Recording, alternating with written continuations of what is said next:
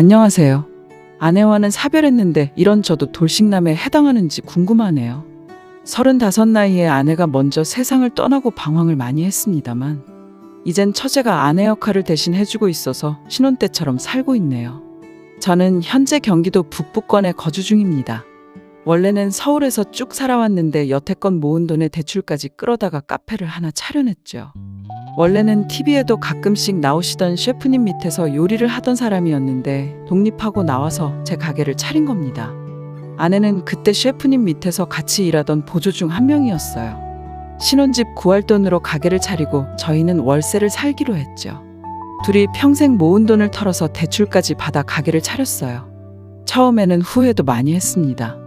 이렇게 장사가 안 될 수 있나 싶었거든요. 아내는 정말 아름다웠습니다. 하얀색 주방 유니폼이 그렇게 잘 어울리는 사람은 세상 어디에도 또 없을 것 같네요. 아내를 처음 만났을 때 저는 주방에서 짬이 좀 되는 고참 직원이었고 아내는 열정만으로 요리를 시작한 겁 없는 신입이었습니다. 사실 아내한테 첫눈에 반하다시피 했는데 제가 너무 서툴었는지 좋아한다는 표현보다는 주방에서 갈구고 싸우면서 제 마음을 표현을 했어요. 저희가 결혼할 때 후배들 말에 의하면 아내가 제 욕을 그렇게나 많이 했었다던데 둘이 결혼할 줄은 상상도 못했다며 경악을 금치 못할 정도로 아내를 못살게 굴던 저였으니까요. 아무튼 가게 오픈 준비할 때부터 정말 많이 힘들었습니다. 자리 찾는 것부터가 어려운 일이었어요. 서울에서는 도무지 가게를 열지 못할 것 같아서 저희는 서울이 아닌 다른 곳에 가게를 차리게 되었습니다. 거기서도 한참 자리를 알아보다가 산기슭에 있는 자리를 계약하게 되었습니다. 다른 것보다 통유리창 너머로 보이는 자연경관이 너무 아름다웠거든요. 주차장에 길고양이들도 오며 가며 다니고 가끔은 다람쥐도 왔다 가고 정말 좋았어요. 안 좋았던 건 그렇게 고양이나 다람쥐가 가게 근처에 나타날 만큼 장사가 엄청 안 되었기 때문입니다. 기본적으로는 레스토랑보다는 커피숍과 베이커리를 겸한 카페에 가까웠어요. 아무래도 위치적인 여건이 안 좋다 보니 금방 상하는 식재료들을 오래 보관하는 것보다 차라리 커피와 빵을 파는 게 경제적으로 더 손실이 적을 거라 판단했기 때문입니다. 다행히 제가 제빵 자격증도 있고 취미로 바리스타 자격증도 취득해둔 게 있어서 메뉴를 바꾸는데 어려움은 없었습니다. 커피도 직접 콩을 볶는 게 아니라 그냥 아름아름 아는 사람 통해서 콩을 사다 썼기 때문에 어려울 건 없었어요. 그래도 손님이 없는 건 여전했고요. 오픈하고 초반에는 그냥 매일매일이 적자였어요. 손님 그림자도 구경 못하는 날이 대다수였거든요. 그런데 제가 일하던 레스토랑의 그 유명 셰프님께서 제가 가게를 차렸다는 소식을 듣고 가게에 격려차 방문을 해주셨습니다. 아직도 개인적으로 너무 감사함을 느낄 정도로 신세를 졌다고 생각합니다. 그분이 자기 인터넷 페이지에 저희 가게를 소개해준 덕분에 그 사진을 보고 손님들이 하나 둘씩 가게를 찾아왔기 때문입니다. 저와 아내를 매료시킨 자연경관은 여타 다른 손님들에게도 똑같이 작용했나 봅니다. 그렇게 제 가게는 순식간에 입소문을 타게 되었고 그 뒤로부터는 손님도 붐비기 시작했어요. 자리 때문에 가게를 워낙 싸게 얻었기 때문에 빈 공간을 늘리는 게 아쉬워서 매일매일 빵 만드는 거 도와주느라 지루한 아내를 위해서 점심과 저녁 메뉴를 추가해서 아내가 요리도 할 수 있는 여건을 만들어줬습니다. 집 안 사고 가게를 차리기 잘했다는 생각이 들 정도로 엄청 바빴습니다. 그만큼 돈도 많이 벌었고요. 저는 아무래도 빵만 만들면 되다 보니까 아침에 웬만한 거 다 준비해두면 그 이후로는 사람 하나 쓰는 게 편해서 사람을 쓰기 시작했어요. 아내는 점심 저녁 음식을 만들어야 하니 가게에 매몰될 수밖에 없었고요. 그렇습니다. 잠시나마 성공에 심취해서 제가 거만해졌던 거예요. 경무로 시달리는 아내를 지켜보지 못했습니다. 그저 예전보다 돈을 훨씬 더 잘 벌게 된 제 자신에 심취해서 그 이후로는 제가 무슨 성공한 사업가라도 된 것처럼 인맥 관리한다고 밖으로 쏘다니는 게 일이었어요. 아내는 그런 저를 보고도 묵묵히 자리를 지켜줬습니다. 아내가 과로로 쓰러진 건 조금 지나서의 일입니다. 주방을 정기적으로 청소하기로 한 날이었는데 그날은 제가 뭐 그렇게 기분이 좋았는지 직원들 데리고 회식하겠다고 청소는 나중에 하자고 고집을 부렸어요. 음식점의 기본은 깨끗한 주방인데 솔직히 그날은 그냥 술이 마시고 싶었나 봅니다. 아내는 끝까지 청소를 해야 한다는 입장이었고 저는 놀 때 놀고 일할 때는 일하는 거라며 고집을 부려 혼자서라도 청소를 하겠다던 아내를 뒤로 하고 저는 근처 삼겹살집으로 향했어요.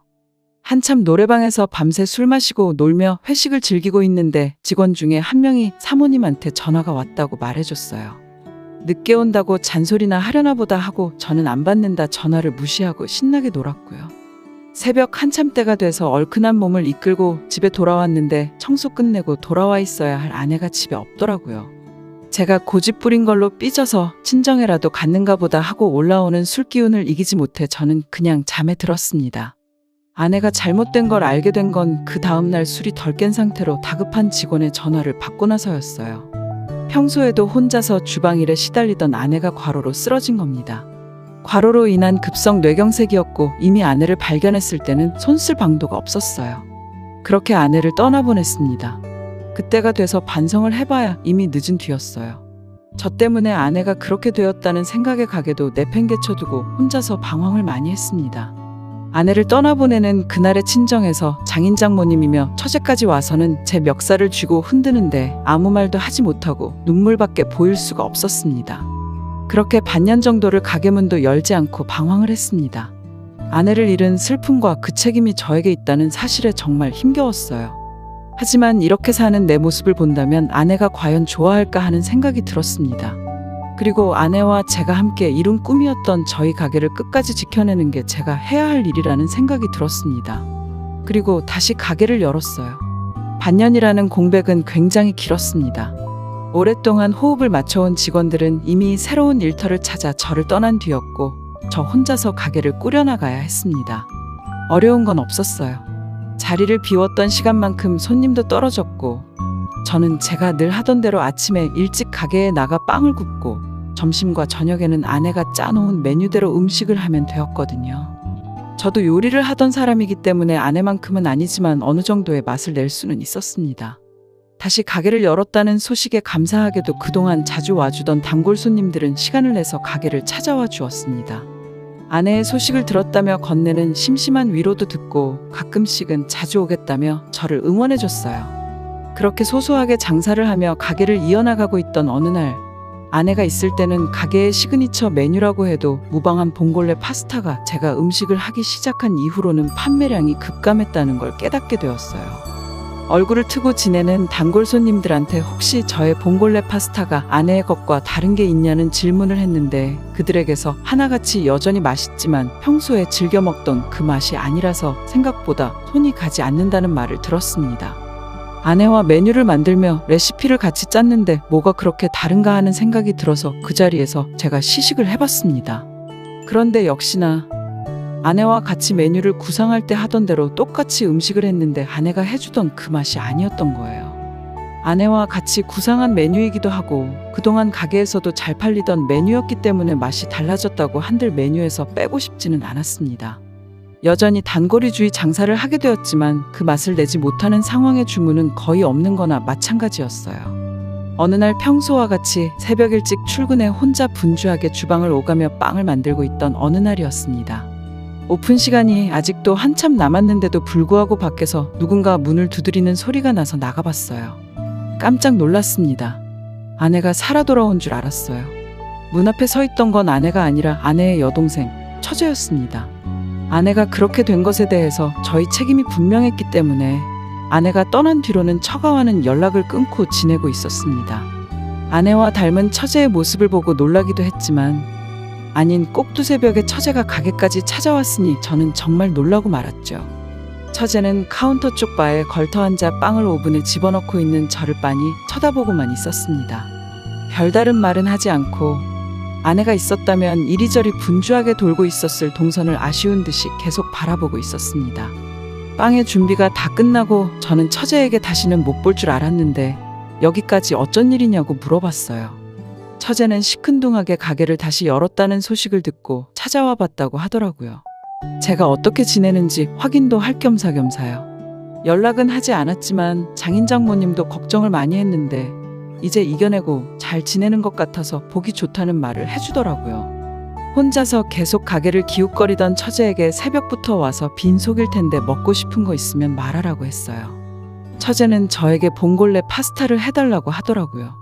아내가 제일 자신 있어 하는 메뉴란 걸 알았는지 의외의 부탁에 적잖이 당황했습니다. 이윽고 저는 요리를 끝내 처제의 앞에 접시를 올려주었습니다. 처제는 한술 아내의 요리를 따라한 저희 음식을 맛보고는 이게 아니라는 말을 하더라고요. 그러더니 아내가 입던 앞치마를 메고 주방으로 들어갔습니다. 그리고는 제 앞에 봉골레 파스타를 한 접시 내왔어요. 아내가 담은 것과 비교하면 엄청 서툰 플레이팅이었지만 그 맛은 아내가 만들어주던 그 맛 그대로였습니다. 저는 깜짝 놀랐어요. 처제한테 이건 아내의 맛이라고, 어떻게 재현해낸 건지 알고 싶다고 솔직하게 말을 걸었습니다. 처제는 조용히 저를 주방으로 부르더니 처음부터 끝까지 모든 걸 보여줬습니다. 화이트 와인을 넣고 바지락이 입을 벌리게 하기 전에 타이밍이 가장 중요한 단계라고 설명해 주더군요. 뚜껑을 열었을 때 입을 열지 않은 바지락은 직접 벌려서 꺼내주는 한이 있어도 시간만큼은 정확하게 맞추는 게 관건이라고 했어요. 그리고 파스타를 볶다가 올리브 오일을 얼마나 넣어야 하는지 세세한 부분을 전부 다 알려줬습니다. 간단한 순서 몇 가지만 바꿨을 뿐인데 저도 아내가 만들던 그 맛을 금세 재현해내고 말았습니다. 처제는 아내가 자기가 해준 봉골레 파스타를 먹고부터 요리 인생이 시작되었다고 봐도 무방하다며 자랑처럼 이야기했습니다. 그리고 이 봉골레 파스타는 오래전부터 두 사람이 만들어낸 비법의 결정체라고 봐도 무방한 거였지요. 그리고 처제는 제 가게를 찾아온 이유에 대해서도 말해줬습니다. 인터넷에서 가게가 다시 오픈했다는 소식을 받고, 그리고 봉골레 파스타가 늘 먹던 맛이 나질 않는다는 어떤 사람이 올린 게시물도 봤다고 합니다. 형부 때문에 언니를 잃게 된 걸 생각하면 용서할 수 없지만 언니의 인생이라고 봐도 무방할 이 가게에서 언니가 만들던 음식이 이젠 더 맛이 없다는 말을 보는 게 더 참을 수 없는 일이었다고 하네요.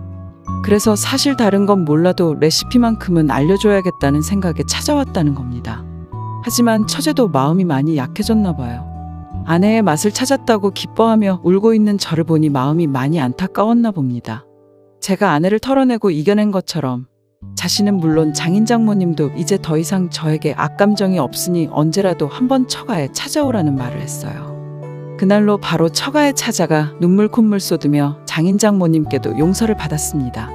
다시 찾아오는 단골 손님들에게는 다시 봉골레 파스타를 자신있게 권해줬고, 아내가 남겨놓은 메뉴와 함께 가게는 점차 손님 수가 늘어나기 시작하더니 그때만큼은 아니지만 요즘은 정신없이 바쁜 생활을 하고 있어요. 봉골레 파스타 주문이 들어오면 저는 주방으로 달려가 그녀에게 주문이 들어온 소식을 알립니다. 아내가 만들던 것과 똑같은 파스타를 만들어주는 그녀는 다른 사람이 아니고 바로 아내의 동생 처제입니다. 처가에서 극적인 화해를 한 이후 장사가 바빠지면서 처제에게 주방 일을 도와줄 수 있냐 부탁을 했고, 지금은 아내의 빈자리에 아내 대신 처제가 들어와서 저를 도와주고 있습니다. 다시 찾은 아내의 맛과 다시 채운 아내의 빈자리를 이제 두 번 다시 놓치지 않을 겁니다. 아내가 사랑했던 이 레스토랑과 저와 아내의 가족들 모두가 앞으로 영원히 행복했으면 좋겠네요. 제 사연을 들어주셔서 감사합니다.